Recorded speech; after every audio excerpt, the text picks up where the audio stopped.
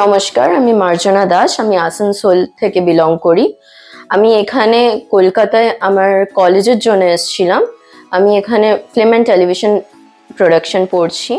আমি হঠাৎ কলকাতায় আসবার পর লক্ষ্য করি যে আমি অকারণেই মোটা হয়ে যাচ্ছি।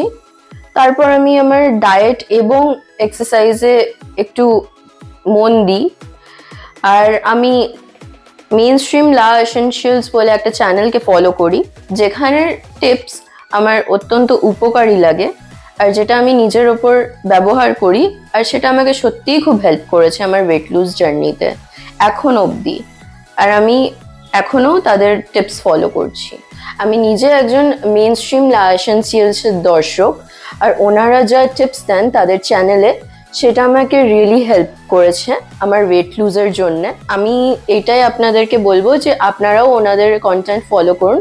It's really helpful.